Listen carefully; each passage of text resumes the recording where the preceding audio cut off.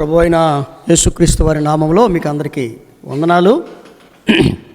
ప్రేమతో ఆహ్వానించిన దేవదాసులు సోమరాజు గారికి, సంఘం అంతటికి మరొకసారి నా హృదయపూర్వకమైన కృతజ్ఞతలు, వందనాలు తెలియజేస్తున్నాను. ఈరోజు ప్రపంచం అంతా ఎలా ఉందంటే, యేసుక్రీస్తు ప్రభువుని గూర్చినటువంటి ఆరాధన చేస్తున్నాము అన్న ముసుగులో యేసుక్రీస్తు ప్రభువారిని మరిచిపోయేదిగా ఉంది. ఒక దాసుడు ఎలా చెప్పాడు, క్రైస్ట్ మిస్ అని. క్రిస్మస్ కాదు, క్రైస్ట్ మిస్. ఇప్పుడు ఇంతకీ ఒకసారి ప్రఖ్యాత దైవజనుడు డాక్టర్ బిల్లీ గ్రాహం గారు ఒకసారి ఒక పెద్ద క్రుసేడ్ చేసిన తర్వాత, ఆ క్రుసేడ్లో వర్తమానం అందించిన తర్వాత మరొక చోట వర్తమానం అందించడానికి ఈ బిల్లీ గ్రాహం గారు వెళుతున్నప్పుడు టీడబ్ల్యూ విల్సన్ అని ఒక ఆయన్ని కారులో ఎక్కించుకున్నాడు. బ్రదర్, నేను మిమ్మల్ని అక్కడ డ్రాప్ చేస్తానని. ఈ లోపల ఏమైందంటే, ఆ కారుకి ఫ్యూల్ అయిపోయింది. ఫ్యూల్ అయిపోయినప్పుడు ఫ్యూయల్ స్టేషన్కి వెళ్ళాడు. ఫ్యూయల్ స్టేషన్కి వెళ్ళిన తర్వాత ఆ పంచింగ్ అన్నీ అయిన తర్వాత, అప్పట్లో కొంచెం టైం తీసుకునేదట. ఈ లోపల బిల్లీ గ్రాహం గారు ఏం చేశారంటే, ఆ ఫ్యూయల్ స్టేషన్ పక్కనే బార్బర్ షాప్ ఉందని జస్ట్ కార్ డోర్ తీసుకొని బార్బర్ షాప్లోకి వెళ్ళాడు. ఈ లోపల ఫ్యూయల్ అయిపోయింది, ఫిల్ చేసుకున్నాడు. టీడబ్ల్యూ విల్సన్ గారు డోర్ వేసుకుని వెళ్ళిపోయాడు. ఇంతకీ బిల్లీ గ్రాహం గారు ఎక్కడ ఉన్నాడంటే, సెలూన్లో ఉన్నాడు. తీరా వెళ్ళిపోయిన డెస్టినేషన్కి వెళ్ళిపోయిన తర్వాత దిగండి సార్ అంటే, ఎక్కడ మనిషి ఎక్కడ? ఇప్పుడు ఇంతకీ ఒక ప్రముఖమైన వ్యక్తిని తీసుకొని వెళ్తున్న వ్యక్తి ఆయన ఉన్నాడో లేదో చూసుకోవాలా లేదా? చెప్పండి, చూసుకోవాలి. ఆయన లేకుండానే వెళ్ళిపోయాడు. ఇప్పుడు ఈ రోజున క్రిస్మస్లు ఎలా ఉన్నాయో తెలుసా? క్రీస్తు లేకుండానే క్రిస్మస్లు అయిపోతున్నాయి. అసలు నిజంగా చెప్పాలంటే, యేసుక్రీస్తు ప్రభువు కోరుకున్న క్రిస్మస్లు అస్సలు జరగట్లేదు అని ఖచ్చితంగా నేను చెప్పగలను. ఎందుకు చెప్పాలి అంటే, యేసుక్రీస్తు ప్రభు యొక్క జన్మము, అది జన్మము అనేది సోదరుడు ఇందాక చెప్పాడు, ఇన్కార్నేషన్. అది జన్మం అనకూడదు, ఆయన వచ్చెను. He's from God. ఆయన వచ్చాడు. దేవుడు తన సొంత కుమారుని పంపెను. గలతీ 4:4 మీరు చదివారు. పంపెను. He's sent by the God. ఆయన పంపబడ్డాడు, వచ్చాడు.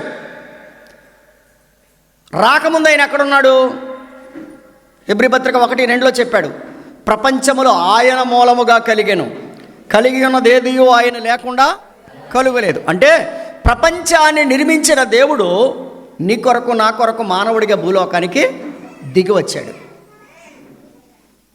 యోహాను సువార్తలో కూడా 1:14 చెప్పాడు, ఆది యందు వాక్యం ఉండెను, వాక్యము దేవుని యొద్ద ఉండెను 1లో చెప్పి 14లో చెప్పాడు, ఆ వాక్యమే శరీరధారి అయి కృపాసత్య సంపూర్ణుడిగా మన మధ్య నివసించెను.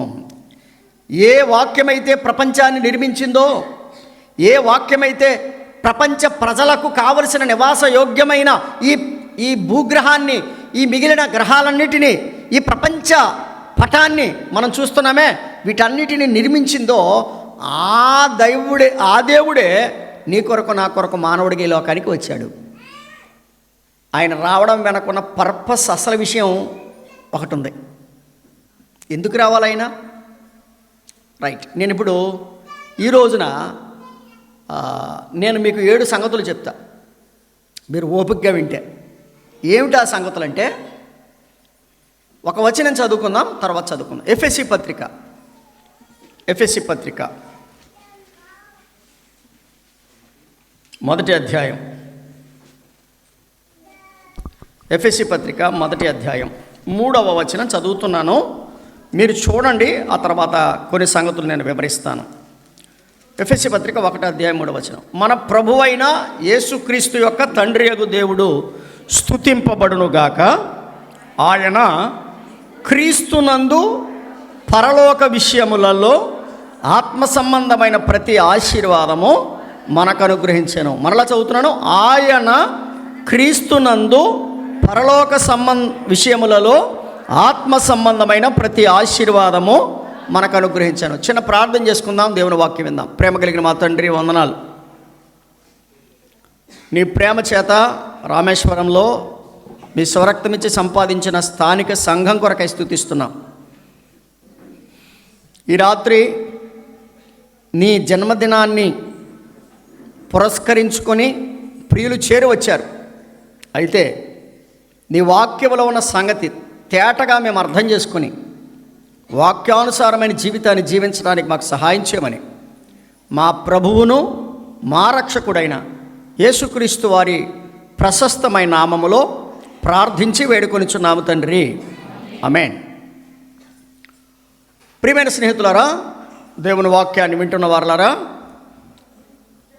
ఎఫెసీ పత్రిక 1వ అధ్యాయం 3వ వచనం ఏమని మాట్లాడుతుందంటే, ఈ ప్రపంచానికి పరలోక సంబంధమైన ఆశీర్వాదం రావాలని, ఈ ప్రపంచంలో ఉన్న ప్రతి మానవుడు పరలోక సంబంధమైన ఆశీర్వాదాన్ని రుచి చూడాలని పరలోకమందున్న దేవుడు తన ప్రియకుమారుణ్ణి ఈ లోకానికి పంపించాడు. అందుకని బైబిల్ ఏం చెప్పిందంటే, ఆయన క్రీస్తునందు, ఆయన అంటే తండ్రి అయిన దేవుడు, క్రీస్తునందు పరలోక విషయములలో ఆత్మ సంబంధమైన ప్రతి ఆశీర్వాదము మనకు అనుగ్రహించాను. ఇప్పుడు నా ప్రశ్న ఏంటంటే, క్రిస్మస్ అనేది ఆత్మ సంబంధమైందా, శరీర సంబంధమైందా?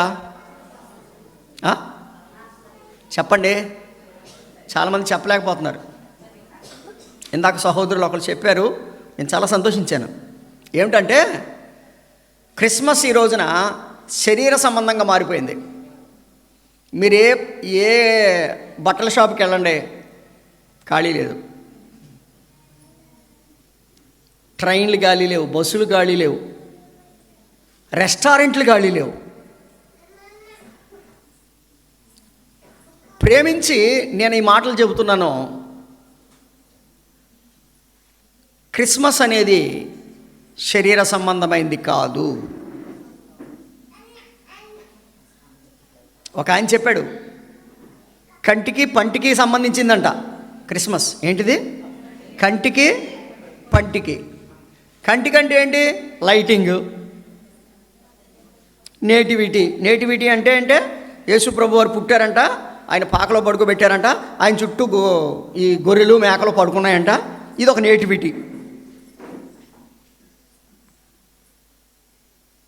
అయితే ఇంతకీ రాను రాను విశ్వాసులు అని నేను అన్నాను. విశ్వాసులు అయితే అలా చేయరు, అవిశ్వాసులే ఇలా చేస్తారు. ఏం చేస్తారో తెలుసా? బొమ్మలు పెడతారు. నేను చూస్తూ వచ్చాను దారం అంతా. అంబేద్కర్ బొమ్మ దగ్గర కూడా చెప్పండి, యేసుప్రభు వారిని ఎక్కడ సాగనంపేశారు? అంబేద్కర్ బొమ్మ కాడికి సాగనంపేశారు. ఈ మాట నేను ఎందుకు చెబుతూ బాధపడుతున్నాను? ఎందుకంటే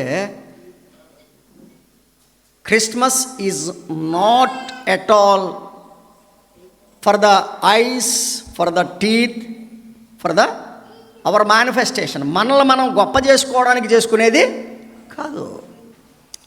ఇది ఆత్మ సంబంధమైనది. చెప్పండి, ఇది ఏ సంబంధమైంది?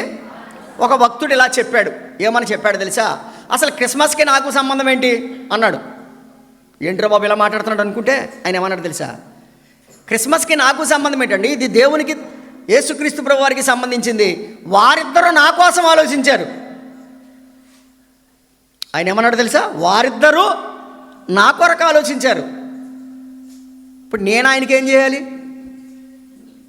ఇప్పుడు ఏమనుకుంటున్నారంటే, పెద్ద స్టార్ కడితే నేను క్రిస్మస్ చేశాను, లేదా మంచి విందు చేస్తే నేను క్రిస్మస్ చేశాను, లేదా మంచి బట్టలు కట్టుకుంటే నేను క్రిస్మస్ చేశాను. No, not at all. గుర్తుపెట్టుకోండి, క్రిస్మస్ అనేది ఆత్మ సంబంధమైనది కానీ శరీర సంబంధమైనది కాదు. నేను ఈరోజు మీ మధ్య ఎందుకు నిలబడ్డానంటే, ఆత్మ సంబంధమైన ఆశీర్వాదాలు ఇచ్చేది క్రిస్మస్. ఏ సంబంధమైంది? ఇప్పుడు మనం ఏమనుకుంటున్నాం, శరీర సంబంధమైన ఆశీర్వాదాల కొరకు ప్రభు దగ్గరికి వస్తున్నారు చాలామంది. గుర్తుపెట్టుకోండి, శరీరము 70-80 సంవత్సరాలే ఉంటుంది, కానీ ఆత్మ ఎంతకాలం ఉంటుంది చెప్పండి? యుగ యుగాలు ఉంటుంది. మరి ఇప్పుడు ఇంతకీ ఆత్మ గొప్పదా, శరీరం గొప్పదా? మరి దేనికోసం ఆలోచిస్తున్నాం ఈ రోజున? మనం అందరం శరీరం కోసం ఆలోచిస్తున్నాం. అయితే యేసుక్రీస్తు ప్రభు యొక్క పూర్తి జీవితాన్ని మనం అర్థం చేసుకోవాలి. నేను ఏ క్రిస్మస్కి వెళ్ళినా నేను కేవలం జన్మ కోసం మాత్రమే మాట్లాడను. కారణం ఏంటంటే, జన్మ ఒకటే కాదు, there is a purpose behind his birth. ఆయన పుట్టుక వెనక ఒక ప్రత్యేకమైన కార్యం ఉంది. కాబట్టి యేసుక్రీస్తు ప్రభు యొక్క జీవితాన్ని మనం అర్థం చేసుకున్నప్పుడు, నేను ఈ రోజున మీకు 7 సంగతులు చెప్తున్నాను కదా, ఇప్పుడే చెప్తున్నాను, వినండి జాగ్రత్తగా. నెంబర్ 1, యేసుక్రీస్తు ప్రభు పుట్టుకలోని ఆశీర్వాదం. నెంబర్ 1. 2, యేసుక్రీస్తు ప్రభు జీవితము ద్వారా ఆశీర్వాదం. నెంబర్ 3, యేసుక్రీస్తు ప్రభు శిలువ ద్వారా ఆశీర్వాదం. నెంబర్ 4, యేసుక్రీస్తు ప్రభు వారి పునరుద్ధానము ద్వారా ఆశీర్వాదం. నెంబర్ 5, యేసుక్రీస్తు ప్రభువారు తిరిగి ఈ లోకము నుంచి ప్రభు తండ్రి దగ్గరికి వెళ్ళిపోవడం ద్వారా, అంటే ఆరోహణము ద్వారా ఆశీర్వాదం. నెంబర్ 6, తండ్రి దగ్గర ఉండడం ద్వారా ఆశీర్వాదం. యేసు ప్రభువారు ఎక్కడున్నారు ఇప్పుడు? తండ్రి దగ్గర. తండ్రి దగ్గర ప్రభు ఉండడం ద్వారా ఆశీర్వాదం. నెంబర్ 7, యేసుక్రీస్తు ప్రభు తిరిగి రావడం ద్వారా ఆశీర్వాదం. ఎన్ని ఉన్నాయి? 7 ఉన్నాయి. అంత టైం ఉందంటారా అని అనుకోవచ్చు, కానీ అంత టైం లేకపోయినా ఒక్కొక్క మాట అయినా వాటి కోసం నేను చెప్పి నేను ముందుకెళ్ళాలి, లేదంటే అది ప్రభుకు నేను లెక్క చెప్పాలి. నెంబర్ 1, యేసుక్రీస్తు ప్రభు యొక్క జన్మ ద్వారా ఆశీర్వాదం. యేసుక్రీస్తు ప్రభు యొక్క జన్మ ద్వారా ఆశీర్వాదం. రైట్. ఏంటి యేసు ప్రభు యొక్క జన్మ ద్వారా ఆశీర్వాదం? మత్తయి సువార్త 1వ అధ్యాయం 21వ వచనం. మత్తయి సువార్త 1వ అధ్యాయం 21వ వచనం. ఆమె ఒక కుమారుని కనును, తన ప్రజలను వారి పాపముల నుండి ఆయనే రక్షించును గనుక ఆయనకి యేసు అని. యేసు ప్రభువారు పుట్టుకలో ఉన్న ఆశీర్వాదం వినండి. ఆయన పేరు యేసు. ఆయన పేరు యేసు. యేసు అనగా రక్షకుడు.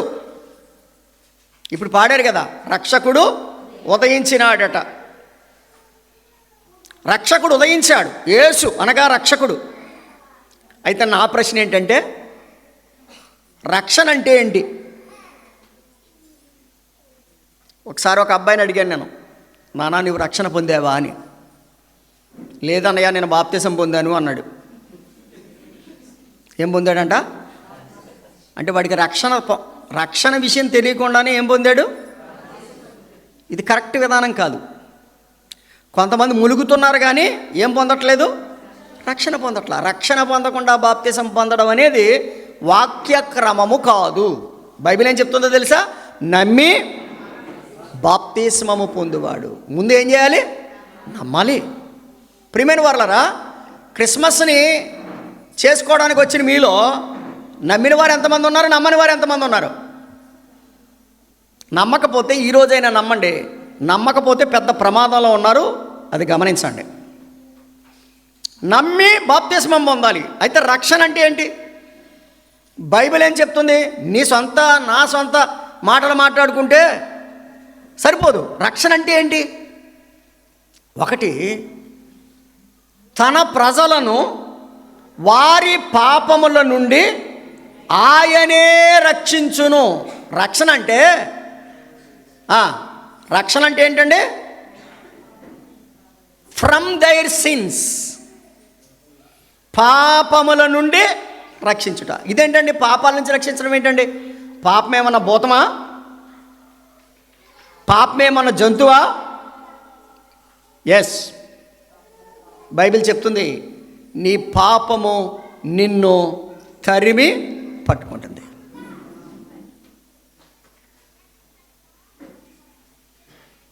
తరిమి తరిమి తరిమి పట్టుకునే పాపం. పాపం భయంకరమైన భూతం. ఎందుకో తెలుసా? పాపం వల్ల వచ్చు జీతము మరణం. ఇప్పుడు మానవుడు ఎక్కడున్నాడు అంటే ఒక భూతం యొక్క తల నోట్లో తలబెట్టున్నాడు.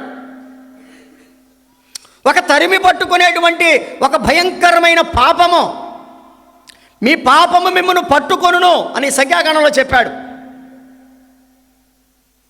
అయితే పాపం అనేది తరిమి పట్టుకునేది, పాపం అనేది మనిషిని నరకానికి నడిపించేది. అయితే వినండి, ఇది మానవుణ్ణి తరుముతూ ఉంది పాపం, మానవుణ్ణి పట్టి కబళించబోతుంది పాపం. కాబట్టి ఈ పాపము నుంచి ఎవరిని విడిపించాడు యేసుప్రభు వారు? మానవులను విడిపించాడు. అంటే పాపపు కాటు పడకుండా, పాపము యొక్క కోరలు మన మీద పడకుండా, పాపం వల్ల వచ్చి జీతమైన నరకానికి మనం పోకుండా యేసుక్రీస్తు ప్రభువారు మనల్ని రక్షించాడు. కాబట్టి దాన్ని ఏమన్నారు? రక్షణ అంటే ఏంటి? పాపముల నుండి రక్షించుట. మళ్ళీ చెప్పండి, ఎక్కడి నుంచి రక్షించుట? పాపముల నుండి లేక విడిపించుట. నా మాట అర్థమైతే ఒక మాట చెప్పండి.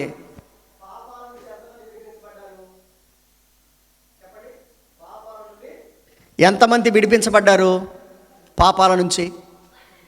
విడిపించబడకపోతే పాపము త్వరలో నిన్ను ఏం చేయబోతుందో తెలుసా? మింగివేయబోతుంది. బైబిల్ చెప్తుంది, ఎవరిని మింగుతున్నా అని సాతానుడు తిరుగుతున్నాడట. వాడు పాపానికి జనకుడు, అబద్ధానికి జనకుడు. కాబట్టి నీవు పాపపు కోరలలో చిక్కుకోకుండా ముందే నువ్వేం చేయాలి? ఈ రోజున రక్షణ పొందాలి.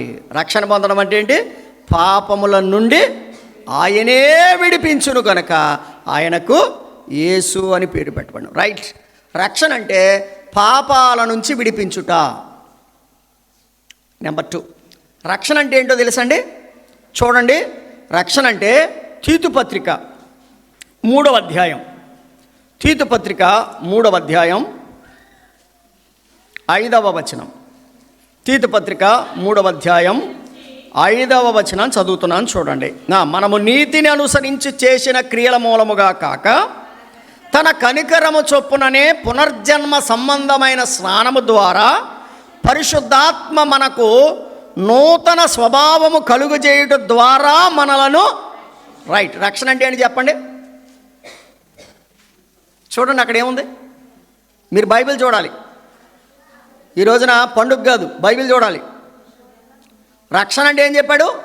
నూతన స్వభావము కలుగ చేయుట. ఇందాకన ఒక వ్యక్తి పాపాల నుంచి విడిపించబడ్డాడు. పాపాల నుంచి విడిపించబడిన వాడికి ఏ స్వభావం వస్తుంది చెప్పండి? ఏ స్వభావం వస్తుంది? అమ్మ, మీకు అందరూ గొంగళ పురుగు తెలుసా? తెలిసినవాడు చేయొద్దండి. ఏదో 2-3 ఎత్తున్నారు, మిగిలినోళ్ళకి ఎవరికి తెలియదేమో. మీరు సిటీ వాళ్ళు అనుకుంటా, మాకు పల్లెటూరులేదే, మాకు గొంగళ పురుగులు తెలుసు, మీకు తెలియదేమో. మీకు తెలుసా? రైట్. గొంగళ పురుగుని ఎంతమంది ఇష్టపడతారు? ఇష్టపడరు. కారణం ఏంటి? దాన్ని చూసేటప్పటికీ ఒళ్ళు గగురు పొడుస్తుంది. అది పాకిందంటే దురద, అది ఏ చెట్టు మీద ఉంటే ఆ చెట్టు నాశనం. గొంగళి పురుగుగా ఉన్నప్పుడు అది తినేది పసర, అవునా? రైట్. ఇప్పుడు నూతన స్వభావం అంటే ఏంటి? గొంగళ పురుగులో నుంచి ఏమొచ్చింది? సీతమ్మ గారి కోకలాగా ఉందా? నీకు తెలుసా? రైట్. ఓకే. బటర్ఫ్లై బయటకు వచ్చింది కదా, సీతాకోక చిలుక అనుకున్నాం. అంటే కోకకి ఎన్ని రంగులు ఉంటాయో, కోక అంటే చీర. ఇప్పుడు కొంతమంది కోక అంటే కూడా తెలియదు, అర్థమైందా? కోక అంటే చీర, చీరకు ఎన్ని రంగులు ఉంటాయో అన్ని రంగులతో కూడినటువంటి ఒక బటర్ఫ్లై బయటకు వచ్చింది. ఇప్పుడు ఇది ఏం తింటుంది చెప్పండి? మకరందం తింటుంది. ఇదివరకు ఏం తింది? పసర తింది. మారిందా మారలేదా? మారిందా? రైట్. ఇదివరకు దురద కలిగించింది, ఇప్పుడు ఎవరికైనా దురద కలిగిస్తుందా? ఇప్పుడు ఆనందం కలిగిస్తుంది, అవునా కదా? ఇదివరకు దురగత కలిగించింది, ఇప్పుడు ఆనందం కలిగిస్తుంది. ఇదివరకు పసరు తినేది, చెప్పండి. ఇప్పుడు మకరందం తింటుంది అంటే చెప్పండి, ఇప్పుడు దాని యొక్క జీవితంలో ఏం కలిగింది? ఏం కలిగింది? రైట్. ఇప్పుడు నేనంటాను, మీలో రక్షించబడ్డామని చెప్పిన మీలో నూతన స్వభావం కలిగిందా? లేకపోతే నువ్వు రక్షించబడలేదు. నో, నువ్వు రక్షించబడలేదు. నువ్వు రక్షించబడితే ఏం కలుగుతుంది? నూతన స్వభావం కలుగుతుంది. ఎందుకో తెలుసండి, ఎవడైనను క్రీస్తునందున్న ఎడల వాడు నూతన సృష్టి. వాడే సృష్టి? He's new creation. అతడు నూతన సృష్టి. చెప్పాడు అక్కడ, పాతవి. రైట్. ఒకసారి నన్ను వాక్యానికి పిలిచారు, ఇలాగే ఒక చోటకి. వాక్యానికి పిలిచినప్పుడు నేను వాక్యం చెప్తుంటే వెనకాల నుంచి ఒక అబ్బాయి బాగా అల్లరి చేస్తున్నాడు. ఎవరండి ఆ అబ్బాయి అంటే, మన విశ్వాసేనండి అంటున్నాడు. ఏంటి చెప్పండి? ఎవరండి ఆ అబ్బాయి అంటే ఏమని చెప్తున్నారు? మన విశ్వాసేనండి అంటున్నాడు. ఏంటి విశ్వాసం ఏంటి, అల్లరి చేయడం ఏంటి అంటే అని చెప్పాడు. కొంచెం పుచ్చుకున్నాడండి అంటున్నాడు. ఏం పుచ్చుకున్నాడంట చెప్పండి? ఇదేమీ దాగుడు మూతలేం కాదు. అంటే సేవకుడికి పెద్దలకి వాడు విశ్వాసి లెక్క. కానీ ఆడు ఏం చేసుకున్నాడు చెప్పండి? ఏదో పుచ్చుకున్నాడంట. మారిందా మనసు? నూతన స్వభావం వచ్చిందా? నూతన స్వభావం రానివాడు రక్షించబడినట్ట కాదు. రక్షణ అంటే పాపాల నుంచి ప్రభు విడిపించడానికి కార్యం చేశాడు. పాపాల నుంచి విడిపించడానికి సిలువలో ఆయన బలి అయ్యాడు. పాపాల నుంచి విడిపించాడు. తన రక్తం గారిచ్చి పాపాలను కడిగాడు, శుద్ధి చేశాడు. అయితే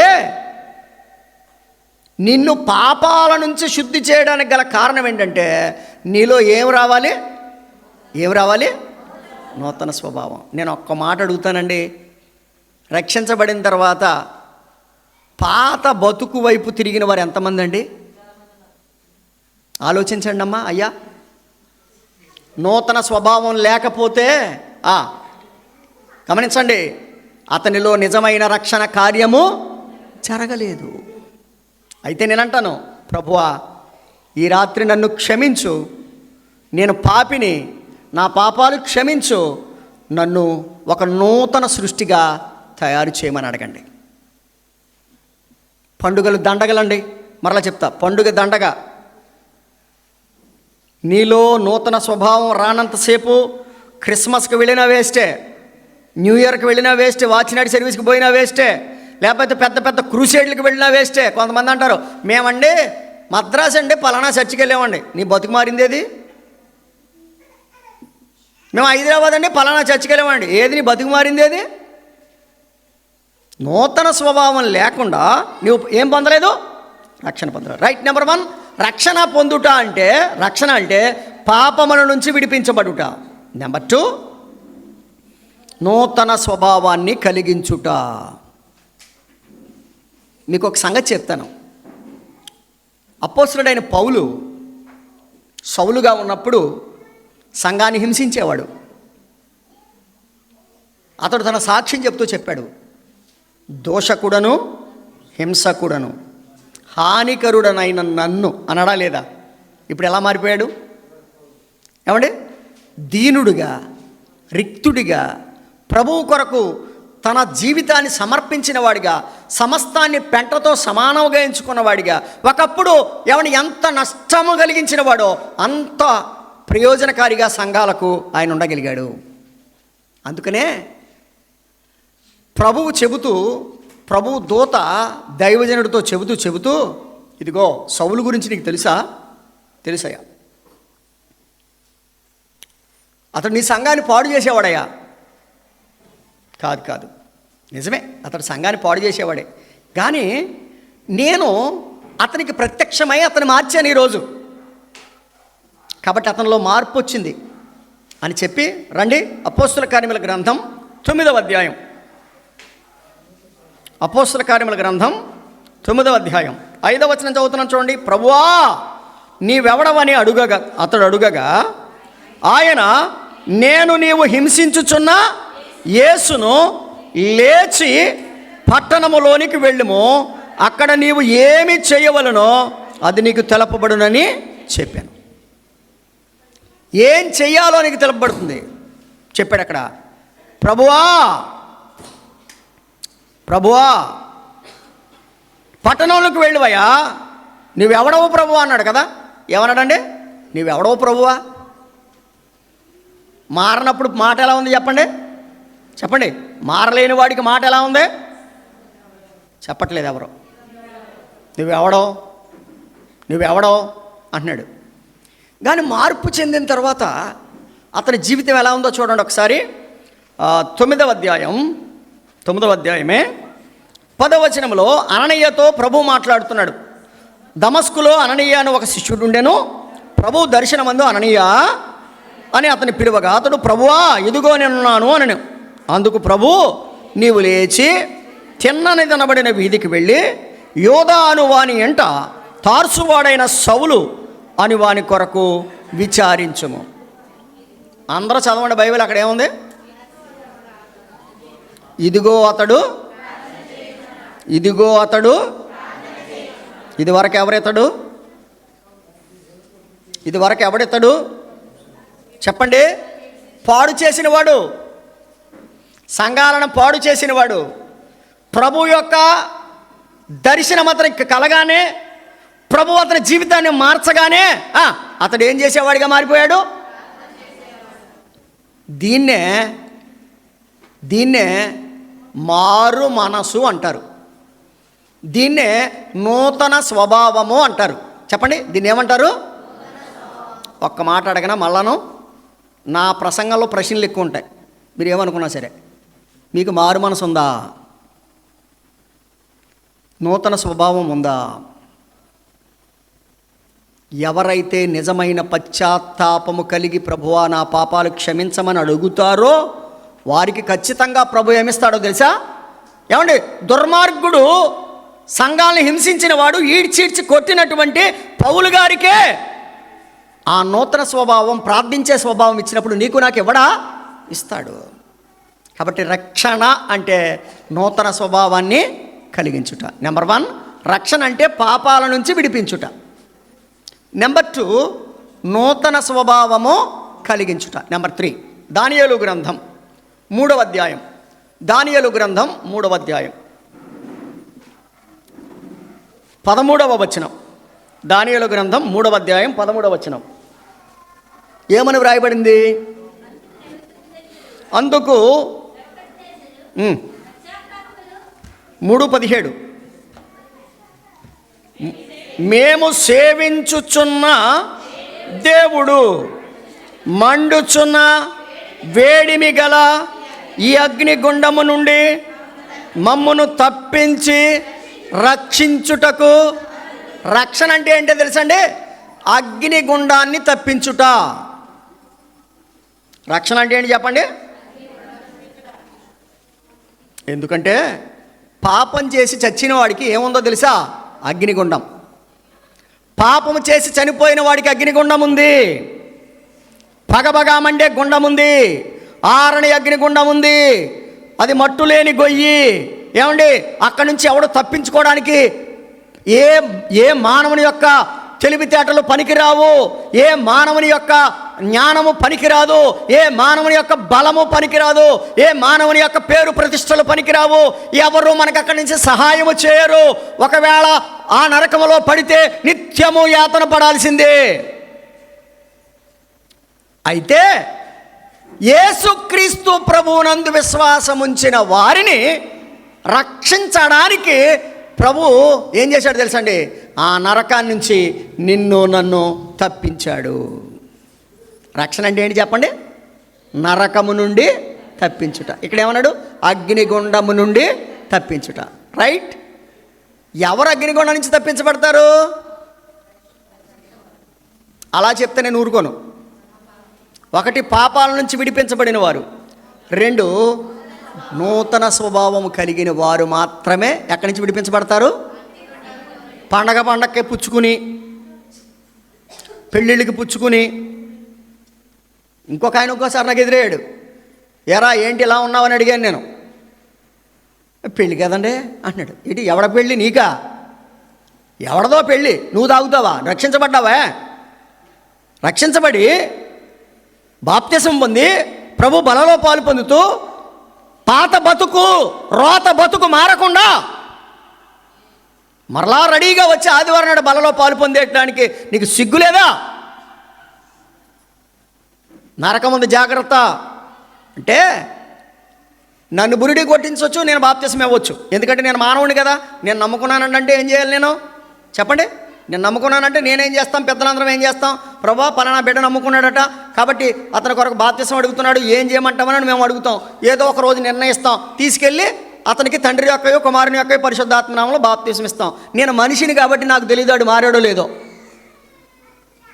రాను రాను బయటపడద్ది వాడు మారాడా లేదా అన్నది. అయితే నేనంటాను, మనిషిగా నన్ను మోసం చేశాడు, పరలోకపు తండ్రిని మోసం చేస్తాడా? చేయలేడు కదా. కాబట్టి రక్షణ అంటే ఏంటి? అగ్నిగుండమును తప్పించుట. ఎవరు తప్పించబడతారు అగ్నిగుండం నుంచి? రామేశ్వరం సంఘంలో కూర్చున్న వాళ్ళందరూ అగ్నిగుండాన్ని తప్పించుకుంటారా? నో. నువ్వు మందిరానికి వచ్చినంత మాత్రం అగ్నిగుండం తప్పించుకోలేవు. నువ్వు అగ్నిగుండం తప్పించుకోవాలంటే ఏం చేయాలి? ఏ ప్రభు అయితే నీ కొరకు ఈ లోకానికి వచ్చాడో, ఏ ప్రభు అయితే నీ కొరకు తన మహిమను వదిలిపెట్టి దేవునితో సమానముగా ఉండుట విడిచిపెట్టకూడని భాగ్యమని ఎంచుకొనక మానవునిగా ఈ లోకానికి వచ్చాడో, ఆ ప్రభువునందు నువ్వు విశ్వాసం ఉంచితే తప్ప నువ్వు అగ్నిగుండం తప్పించుకోలేవు. అదేంటండి భోజనాలు పెట్టుకుంటాక 5 కేజీలు బియ్యం ఇచ్చాం? నో. ఒకసారి మీకు తెలిసేవాడు జఫనే గారు నేను కలిసి ఒక చోటకి వెళ్ళాం. మాట్లాడుతుంటే ఒక ఆయన నా దగ్గరికి వచ్చి బాగా విచిత్రంగా అరుస్తున్నాడు. ఏమన్నాడు తెలుసా? అయ్ నువ్వెవడమన్నాడు నన్ను. ఏం లేదయా, ఏదో మీ చిన్న విషయం ఏదో ఉందంటే మాట్లాడడానికి వచ్చాను. నేను 25 బస్తాలు ఇచ్చాను ఈ చర్చి కట్టడానికి, నువ్వెవడో మాట్లాడడానికి వెళ్ళిపోన్నాడు నన్ను. ఏమిచ్చాడంట? 25 బస్తాలు పరలోకానికి తీసుకెళ్తాయా? చెప్పరేటండి. 10,000 రూపాయలు ఇచ్చావు పరలోకానికి వెళ్తావా? 1,00,000 ఇచ్చావు పరలోకానికి వెళ్తావా? నో. మరి ఎవరు వెళ్తారు? ఎవరు వెళ్తారు?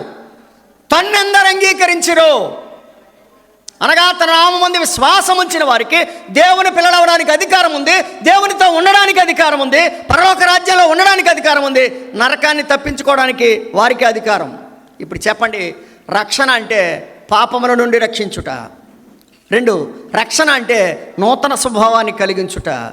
రక్షణ అంటే అగ్నిగుండం తప్పించుట. మన మూలవాక్యం ఏంటి చేసినండి? తన ప్రజలను వారి పాపముల నుండి ఆయనే రక్షించును. అయితే రక్షణ అంటే 4వ విషయం చెప్తాను. తిమోతికు రాసిన 2వ పత్రిక, తిమోతికు రాసిన 2వ పత్రిక 4వ అధ్యాయం 18వ వచనం. ప్రభువు ప్రతి దుష్కార్యము నుండి నన్ను తప్పించి తన పరలోక రాజ్యమునకు చేరునట్లు. రక్షణ అంటే ఏంటి చెప్పండి? పరలోక రాజ్యమును చేర్చుట. చెప్పండి. నేను 4 సంగతులు చెప్పాను రక్షణ అంటే ఏంటో. రక్షణ అంటే నెంబర్ 1 పాపాల నుంచి విడిపించుట. అంటే మనలను కబలించే పాపము నుండి, మనలను నాశనం చేసే పాపము నుండి, మనలను నరకానికి నడిపించే పాపము నుండి విడిపించడం రక్షణ. 2 నూతన స్వభావమును కలిగించుట. 3 అగ్నిగుండము తప్పించుట. అక్కడతో అయిపోలేదు, పరలోక రాజ్యము చేర్చుట. రక్షణ అంటే ఏంటి చెప్పండి? ఒక్క మాట చెప్పనా? ఇక్కడ ఎంతమంది పరలోకానికి వెళ్తారు? యేసు ప్రభు త్వరగా రాబోతున్నాడండి.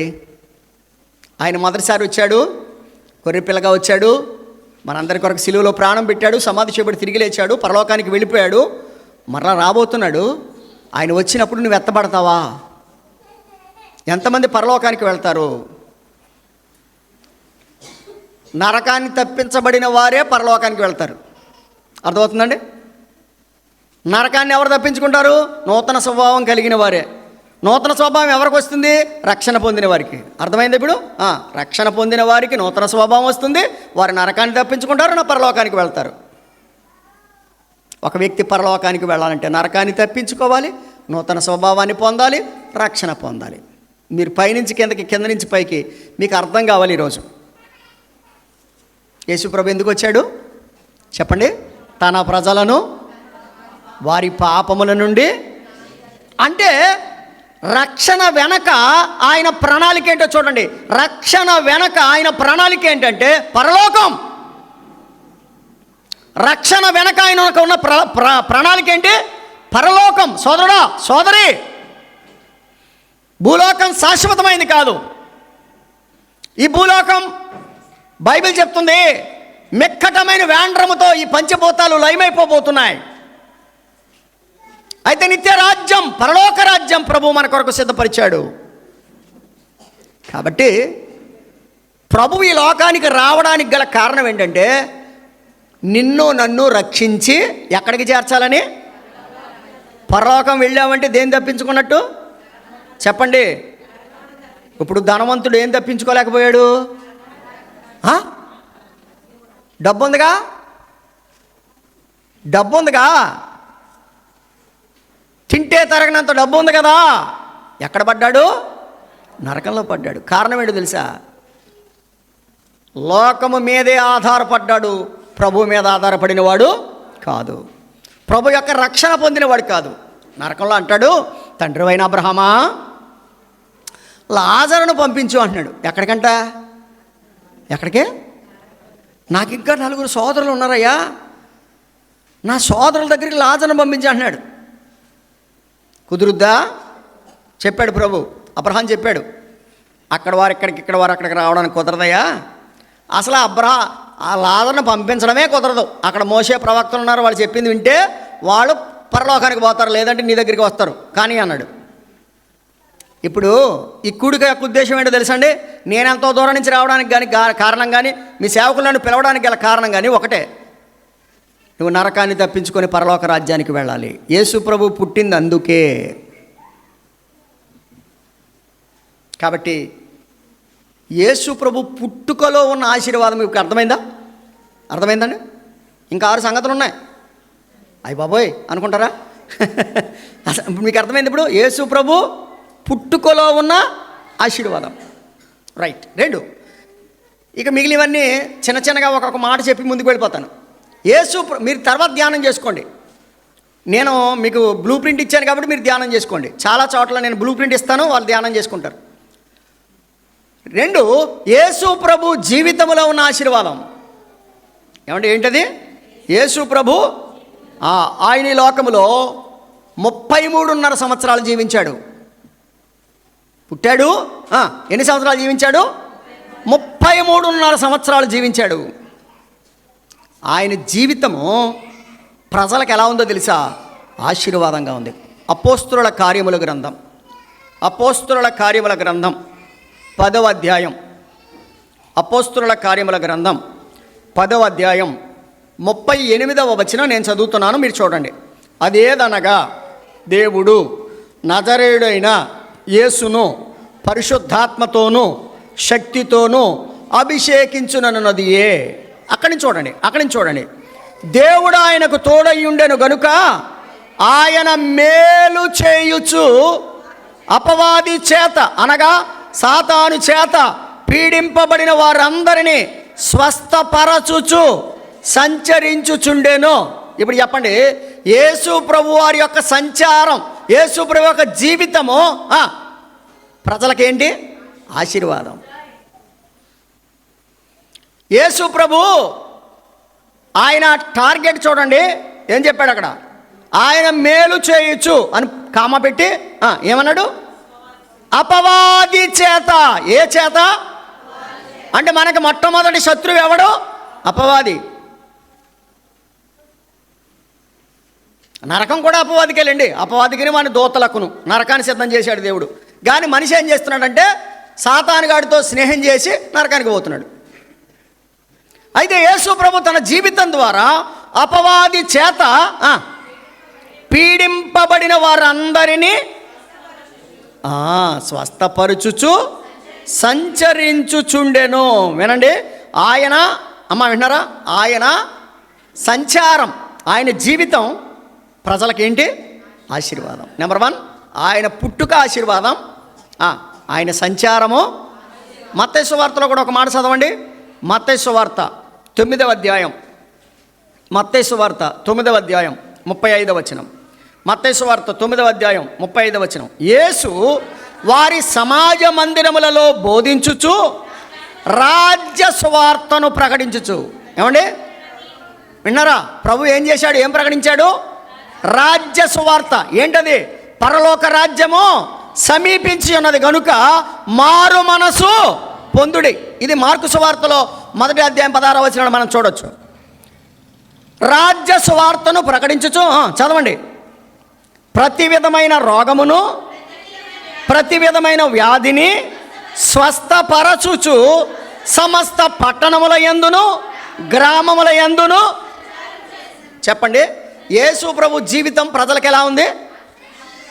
నేను ఒక్క మాట అంటాను, నువ్వు యేసు ప్రభుని నమ్ముకున్నావు కదా, నువ్వు బుల్లి యేసు ప్రభువి. ఏంటి అలా చూస్తున్నారేంటి? యేసు ప్రభుని నమ్ముకున్నవాడు ఎవడో?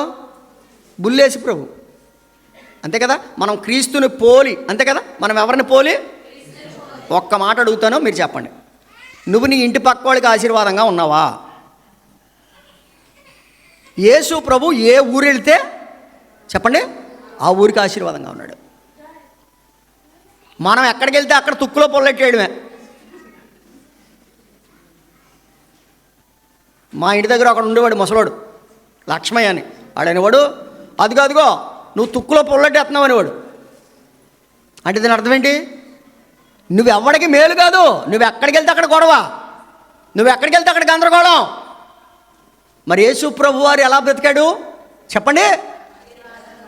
ఎక్కడికి వెళితే అక్కడ ఆశీర్వాదంగా ఉన్నాడు. నేను అంటాను, నువ్వు రక్షించబడ్డావు కదా, నువ్వు యేసు ప్రభువుని నమ్ముకున్నావు కదా, నువ్వు వెళ్ళిన ప్రతి ఇల్లు ఆశీర్వదించబడుతుందా? కొన్నిసార్లు అమ్మలెక్కలు అందరూ కలిసి, అమ్మలెక్కలు అంటున్నాను బాధపడకండి, మీకు నా ఒకటి కాసేపు టైం దొరికిందంటే మీ దగ్గర లేని 3వ అమ్మ కోసం మాట్లాడతారు మీరు. ఎప్పుడైనా ఇద్దరు కలిసి ప్రార్థన చేశారా? బైబిల్ ఏం చెప్పింది? ఎక్కడ 2 3 మీరిద్దరు కలిసి ప్రార్థన చేయండి, మన గ్రామంలో ఉన్న సంగతులన్నీ దేవుడు సరి చేయబోతే అడగండి. మీ ఇద్దరు కలిసి ప్రార్థన చేయండి, సంఘానికి కావాల్సిన అవసరాలు తీర్చకపోతే అడగండి. ఇద్దరు కలిసి ప్రార్థన చేయండి, మీ 2 కుటుంబాలను దేవుడు దీవించకపోతే అడగండి. యేసు ప్రభు వారి జీవితము, యేసు ప్రభు వారి జీవితం ఎలా ఉంది? నేనంటాను, రామేశ్వరం జీడియం చర్చిలో ఉన్న నీ జీవితం నీ పక్కవాడికి, ఊరంతటికి కాదు, ఊరంతా సంగతి పక్కనెట్టు, నీ పక్కవాడికి ఆశీర్వాదకరంగా ఉందా? నీ పక్కడితో దెబ్బలాడపోతే చాలు. నెంబర్ 2, యేసు ప్రభు జీవితము ఆశీర్వాదం, యేసు ప్రభు జననము ఆశీర్వాదం, యేసు ప్రభు జీవితము ఆశీర్వాదం. రైట్.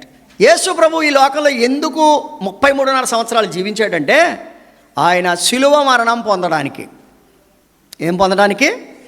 కాబట్టి ఆయన శిలువ మరణం కూడా మనకు ఆశీర్వాదమే. చూడండి, ఆ మాట కూడా మీ జ్ఞాపకాన్ని తెస్తాను. ఒక వచనం చదువుదాం. లేఖనాలలో చాలా విషయాలు ఉన్నాయి. గలతీ పత్రిక 3వ అధ్యాయం 13వ వచనం. గలతీ పత్రిక 3వ అధ్యాయం 13వ వచనం. ఆత్మను గుర్చిన వాగ్దానము విశ్వాసము వలన మనకు లభించున్నట్లు అబ్రహాము పొందిన ఆశీర్వచనము క్రీస్తు ద్వారా లేక క్రీస్తు యేసు ద్వారా అన్యజనులకు కలుగుటకై క్రీస్తు మన కొరకు శాపమై మనలను ధర్మశాస్త్రము యొక్క శాపము నుండి విమోచించెను. గమనిస్తున్నారా? ఇందును గురించి మాను మీద వేలాడిన ప్రతివాడు శాపగ్రస్తుడై. గమనిస్తున్నారా? మనము శాపగ్రస్తులమై ఉన్నాం. మన ప్రభువు అబ్రహాము పొందిన ఆశీర్వచనం మనమందరం పొందాలని, అబ్రహాము పొందిన ఆశీర్వచనం అన్యజనులమైన మనమందరము పొందాలని యేసు ప్రభు వారు నీ కొరకు నా కొరకు ఏమయ్యాడు? శాపమై, శాపగ్రాహి అయి.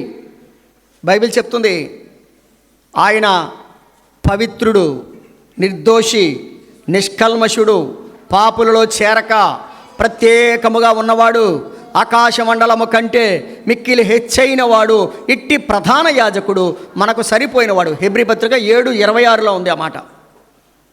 ఆయన పవిత్రుడు, నిర్దోషి, నిష్కల్మషుడైన ఆ ప్రభువు నీ కొరకు నా కొరకు సిలువలో శాపగ్రాహిగా మారిపోయాడు. కారణం ఏంటో తెలుసా? ధర్మశాస్త్రం యొక్క శాపము నుండి మనలను విడిపించడానికి. ఏం చెప్పింది ధర్మశాస్త్రం? పాపం వలన వచ్చు జీతము మరణం.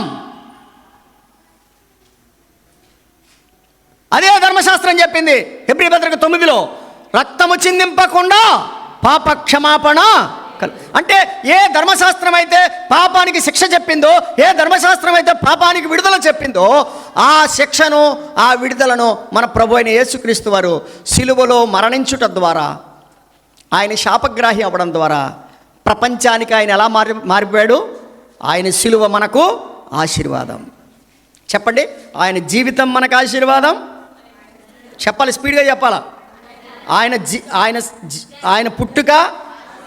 పుట్టుక ఆశీర్వాదం, ఆయన జీవితం ఆశీర్వాదం, ఆయన సిలువ త్యాగము ఆశీర్వాదం. అందుకనే రోమాపత్రికలో ఒక మాట అన్నాడు, చదువుతారా?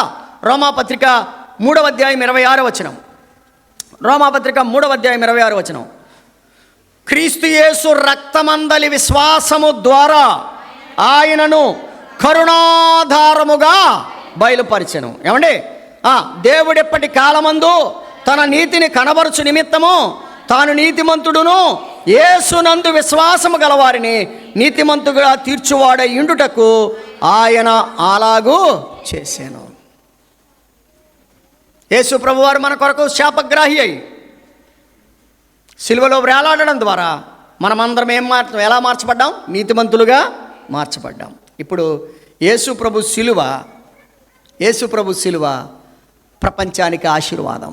అందుకనే ఎఫెసీ పత్రిక 2:4 అన్నాడు, క్రీస్తుతో మనలను బ్రతికించెను అన్నాడు కదా. ఎఫెసీ పత్రిక 2:1 అన్నాడు, మీరు మీ అపరాధముల చేతను పాపముల చేతను చచ్చిన వారై ఉండగా అన్నాడు. చచ్చిన మనలను 2:4 అంటాడు, క్రీస్తుతో కూడా బ్రతికించాను.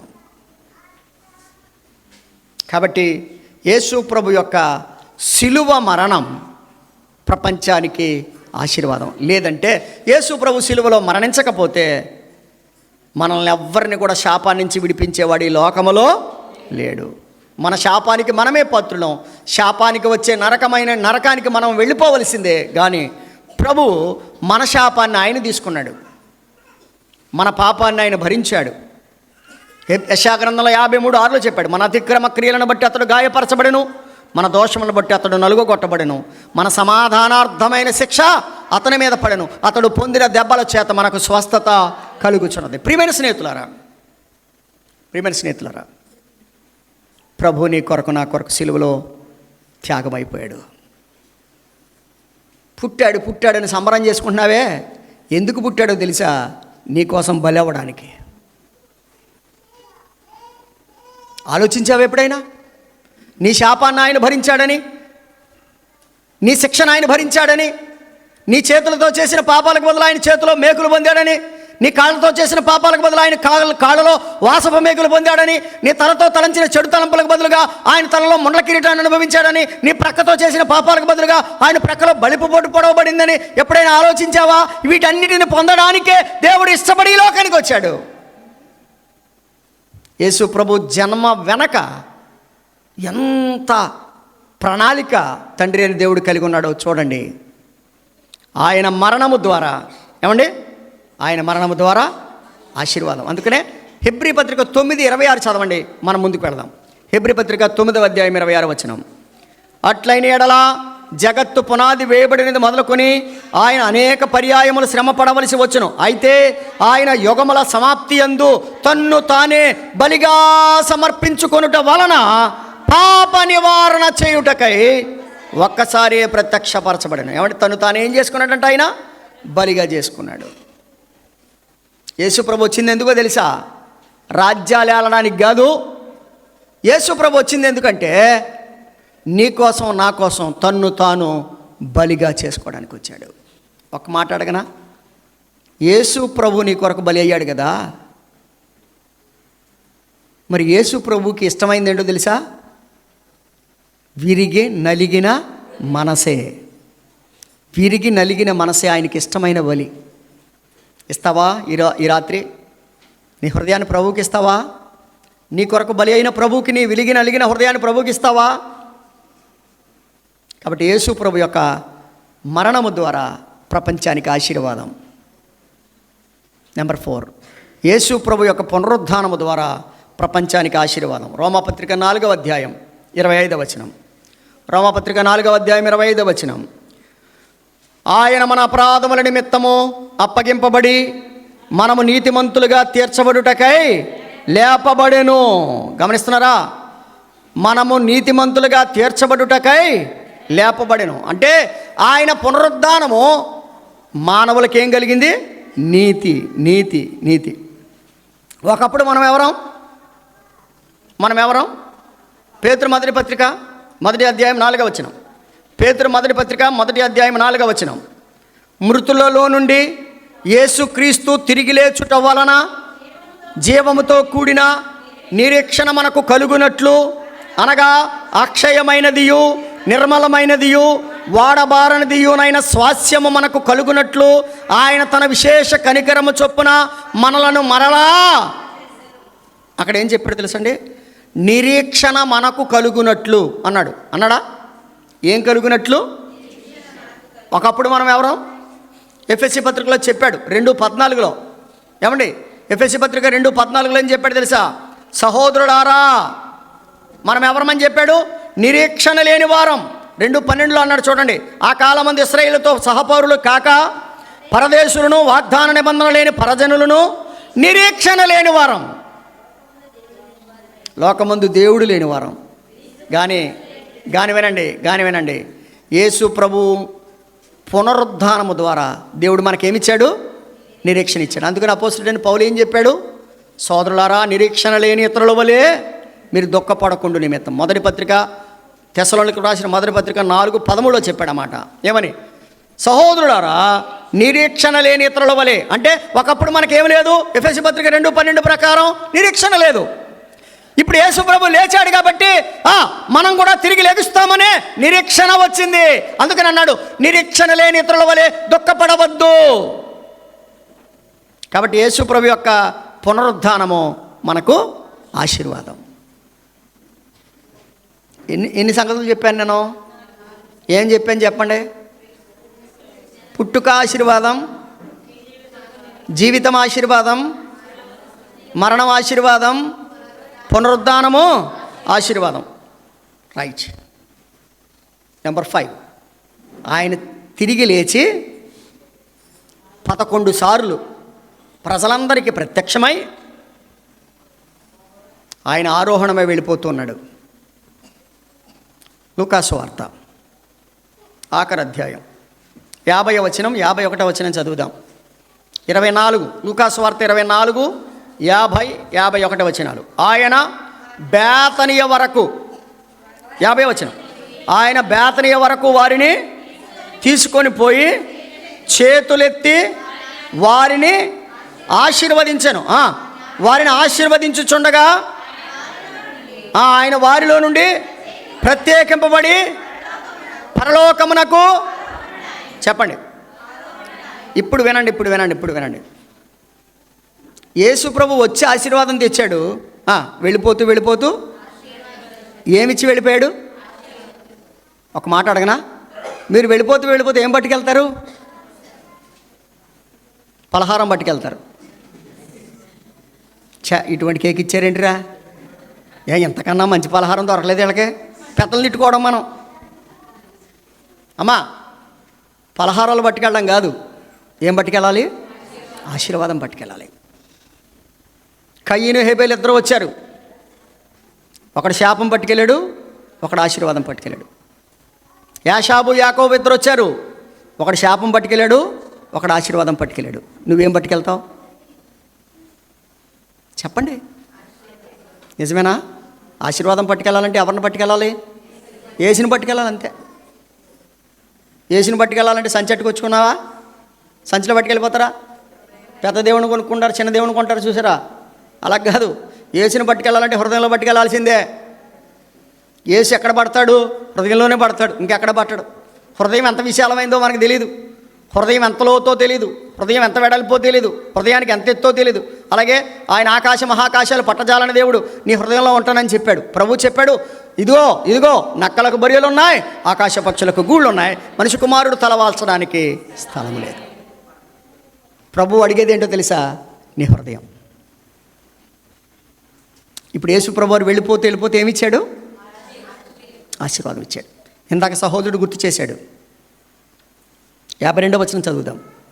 వారు ఆయనకు నమస్కారం చేసి, ఎవరికి ఎవరికి ఎవరికి చేశారు నమస్కారం? ఏ యేసు? ఆయన మన కొరకు చనిపోయి సమాధి చేయబడి తిరిగి లేచిన యేసు, ఆశీర్వదించి వెళ్ళిపోతున్న యేసు. ఎవరండి ఈయన? ఎవరు? ఆశీర్వదించి వెళ్ళిపోతున్న యేసుకి ఏం చేశారు వాళ్ళు? దీన్నే ఆరాధన అంటారు. అర్థమవుతుందా? ఆశీర్వదించిన ప్రభువుకు నమస్కారం చేయడమే ఆరాధన, అంతే కదా? మనల్ని పాపం నుంచి విడిపించిన ప్రభువుకి మనం ఏం చేస్తున్నాం? ప్రతి ఆదివారం ఆరాధన చేస్తున్నాం. వారు నమస్కారం చేసి మహానందముతో రైట్. ఇప్పుడు చెప్పండి. ఇదిగో ప్రజలందరికీ కలగబోవు మహా సంతోషకరమైన సువర్తమానం. ఎప్పుడది? వచ్చినప్పుడు. ఇప్పుడు వెళ్ళిపోతున్నాడు. వెళ్ళిపోతూ కూడా ఏమిచ్చి వెళ్ళాడు? ఆశీర్వాదం ఇచ్చి వెళ్ళాడు. కాబట్టి ఇప్పుడు కూడా ఆనందమే. ఇప్పుడు మనం ఒక్క ఆనందాన్ని జరుపుకుంటున్నాం. డబల్ డోసు లేదు మన దగ్గర, సింగిల్ డోసే. బూస్టర్ డోసు లేదు. సింగిల్ డోసు అంటే ఏంటి చెప్పండి? రావడం మాత్రమే. లేదు. ఆయన వచ్చాడు, ఆశీర్వాదం ఇచ్చాడు. ఆయన జీవించాడు, ఆశీర్వాదం ఇచ్చాడు. ఆయన శిలువ మీద మరణించాడు, ఆశీర్వాదం ఇచ్చాడు. ఆయన తిరిగి లేచాడు, ఆశీర్వాదం ఇచ్చాడు. ఆయన వెళ్ళిపోతున్నాడు, ఏమిచ్చాడు? ఆశీర్వాదం ఇచ్చాడు. కాబట్టి నమ్మిన ప్రజలకు మహానందం. నమ్మిన ప్రజలు ఆయనకి ఏం చేస్తున్నారు? నమస్కారం చేస్తున్నారు. నిజంగా ఎప్పుడైనా నిజంగా ఆదివారం నాడు ఆరాధన చేసినప్పుడు నిజమైన స్తుతులు చెల్లించావా? హృదయపూర్వకమైన స్తుతులు చెల్లించావా? ఆయన చేసిన బలియాగాన్ని గుర్తు చేసుకున్నావా? కాబట్టి ఆయన వెళ్ళిపోతూ ఏం చేసి వెళ్ళాడు? ఆశీర్వదించి వెళ్ళాడు. రైట్. ఇప్పుడు ఆయన ఎక్కడున్నాడు? నేను టైం చూసుకుంటున్నానండి, నా టైంకి నేను ముగిస్తా, మీరేం కంగారు పడద్దు. ఇప్పుడు ఆయన ఎక్కడున్నాడు? తండ్రి దగ్గర ఉన్నాడు. తండ్రి దగ్గర ఉండడం వల్ల మనకి ఏమైనా ప్రయోజనం ఉందంటారా? లేదంటారా? తండ్రి దగ్గర ఉన్నాడా? ఉన్నాడు. రైట్. రోమాపత్రిక 8వ అధ్యాయం. రోమాపత్రిక 8వ అధ్యాయం 27వ వచనం. రోమాపత్రిక 8వ అధ్యాయం 27వ వచనం. మరియు హృదయములను పరిశోధించువాడు ఆత్మ యొక్క మనసు ఏదో ఎరుగును. ఏలయనగా ఆయన దేవుని చిత్త ప్రకారము పరిశుద్ధుల కొరకు ఏం చేస్తున్నాడు? 34 కూడా చదువుదాం చూడండి. 8:34. శిక్ష విధించువాడెవడు? చనిపోయిన క్రీస్తు యేసే. అంతేకాదు మృతులలో నుండి లేచిన వాడును దేవుని కుడిపార్శ్వమున ఉన్నవాడును మన కొరకు విజ్ఞాపన చేయువాడును. ఇప్పుడు చెప్పండి. ఇప్పుడు యేసు ప్రభువు వారు పరలోకానికి వెళ్ళిపోయారు. ఆయన పని అయిపోయిందా? మనమేమనుకుంటాం? అయిపోయింది అనుకుంటాం, కానీ అవలా. ఆయన ఏం చేస్తున్నాడు మన కొరకు? ఏం చేస్తున్నాడు? ఎక్కడున్నాడు ఆయన? ఎక్కడున్నాడు చూడండి. అక్కడ మృతులలో నుండి లేచిన వాడును దేవుని కుడిపార్శ్వమున ఉన్నవాడును మన కొరకు విజ్ఞాపన చేయువాడును. హెబ్రీ పత్రిక 7:25 ఏముంది? ఈయన తన ద్వారా దేవుని యొద్దకు వచ్చేవారి పక్షమున. చూడండి హెబ్రీ పత్రిక 7:25. హెబ్రీలకు రాసిన పత్రిక 7వ అధ్యాయం 25వ వచనం. ఈయన తన ద్వారా దేవుని యొద్దకు వచ్చేవారి పక్షమున విజ్ఞాపనము చేయుటకు నిరంతరము జీవించుచున్నాడు గనుక వారిని సంపూర్ణముగా రక్షించుటకు. ఇప్పుడు చెప్పండి, యేసుప్రభు వారు ఏం చేస్తున్నారు? చెప్పాలి. యేసుప్రభు వారు ఏం చేస్తున్నారు మన కొరకు? మీరు ఇంటికి వెళ్ళిపోయి ఏం చేస్తారు? బొబ్బు ఉంటారు. అంతే కదా. వెళ్ళిన తర్వాత మనం ఏం చేయాలి తెలుసా? మోకరించాలి. ప్రతి క్రైస్తవుని బాధ్యత అది. ప్రభు ఉదయమంతా మనకు సహకారిగా ఉన్నందుకు, ఆహారం ఇచ్చి వస్త్రం ఇచ్చి నడిపించినందుకు ఆయనకు కృతజ్ఞతలు చెప్పకుండా రోజు ముగించకూడదు. రెండవది, రక్షింపబడిన మనము ప్రభుకు స్తోత్రం చెప్పాలి. ఇంకా ఎవరైతే రక్షించబడలేదో వారి కొరకు రక్షణ కొరకై ప్రార్థన చేయాలి. దేవుడు మనకు అనుగ్రహించిన వాక్యం కొరకై ప్రార్థన చేయాలి. అంత మాత్రమే కాదు, ప్రభు యొక్క రాకడ కొరకు కూడా మనం విజ్ఞాపన చేయాలి. తిమోతి మొదటి పత్రిక 2:1 చెప్పాడు కదా, తీకండి. మీరు నెమ్మదిగాను సుఖముగాను బ్రతుకు నిమిత్తము రాజులందరి కొరకును అధికారుల కొరకును ప్రార్థనలను విజ్ఞాపనలను యాచనలను కృతజ్ఞతాస్తుతులు చెల్లించవలనని మీ హెచ్చరించుచున్నాను. ఇది మంచిది, మీ రక్షకుడైన దేవుని దృష్టికి అనుకూలమై ఉన్నది. ఇప్పుడు యేసు ప్రభు వారు పని ముగించుకుని వెళ్ళిపోయాడు, కానీ ఏం చేస్తున్నాడు? కాబట్టి దేవుని పిల్లలు ఏం చేయాలి? విజ్ఞాపన చేయాలి. ఒక్క మాట అడుగుతాను, రక్షించబడిన నీ భర్త కొరకు ఎప్పుడైనా విజ్ఞాపన చేశావా? రక్షించబడిన నీ సహోదరుడి కొరకు విజ్ఞాపన చేశావా? రక్షించబడని నీ స్నేహితుని కొరకు విజ్ఞాపన చేశావా? చేయండి. ప్రభు సిలువ కార్యమైపోయింది కదా నాయన, నువ్వు అందుకే కదా భూలోకానికి పంపించావు. సిలువలో వేలాడాను, చనిపోయాను, తిరిగి లేచాను, ఇక నా పని అయిపోయింది అంట్లా ఆయన నీ కొరకు నా కొరకు ఏం చేస్తున్నాడు? విజ్ఞాపన చేస్తున్నాడు. అంత మాత్రమే కాదు, యోహాను సువార్త 14వ అధ్యాయం 3వ వచనం. యోహాను సువార్త 14వ అధ్యాయం 3వ వచనం. నేను వెళ్ళి మీకు స్థలము సిద్ధపరిచిన యెడల, ఏం పరుస్తున్నాడు అక్కడ? ఒక పక్కన ప్రార్థన చేస్తున్నాడు, ఒక పక్కన స్థలం సిద్ధపరుస్తున్నాడు. ఇప్పుడు చెప్పండి, యేసు ప్రభు తండ్రి దగ్గర ఉండడం ద్వారా మనకేంటి? ఆలోచించారా? నా ఒళ్ళు పొలకిస్తుంది. యేసు ప్రభు అంటేనే ఆశీర్వాదం. అర్థమవుతుందా? యేసు ప్రభు అంటేనే ఎక్కడి నుంచి? పుట్టుకలో ఆశీర్వాదం, జీవితంలో ఆశీర్వాదం, మరణంలో ఆశీర్వాదం, పునరుద్ధానంలో ఆశీర్వాదం, తిరిగి లేవడం, తిరిగి తండ్రి దగ్గరికి ఆరోహణమై వెళ్ళడంలో ఆశీర్వాదం, తండ్రి దగ్గర ఉండడంలో ఆశీర్వాదం. రైట్. ఇంకొకటి మిగిలిపోయింది. ఏంటది? తిరిగి రావడం. మొదటిసారి వచ్చాడు, ఇప్పుడు రెండోసారి రాబోతున్నాడు. ఆయన తిరిగి రావడం కూడా మనకు ఆశీర్వాదం. చదువుదాం రండి. యోహాను సువార్త 14, అక్కడే ఉన్నారు కదా, యోహాను సువార్త 14వ అధ్యాయం 3వ వచనం.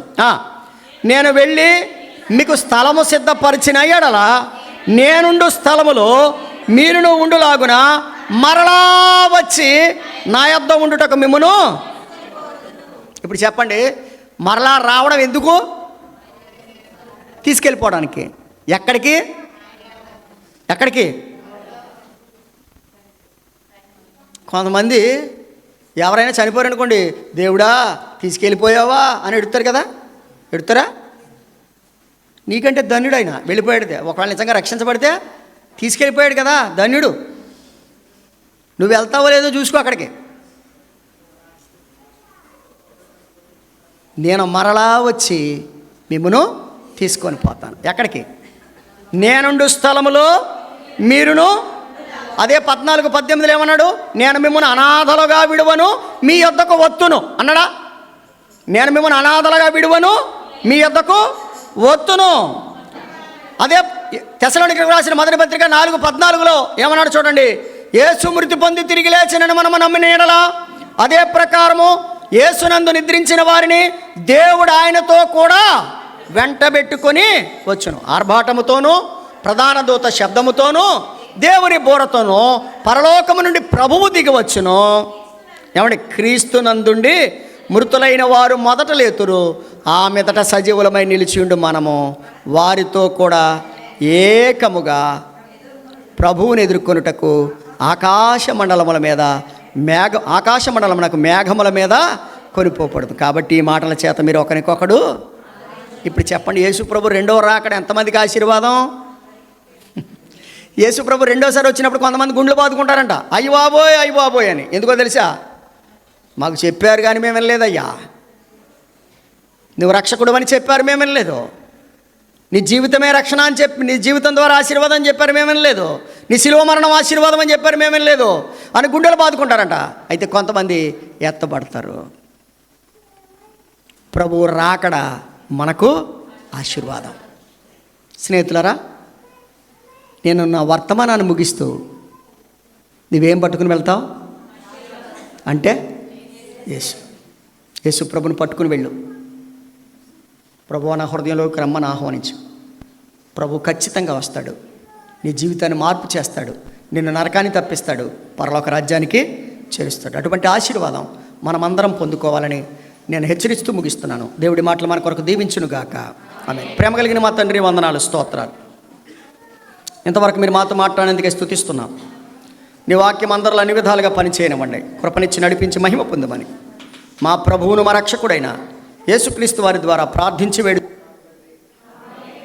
అందరికీ వందనాలండి.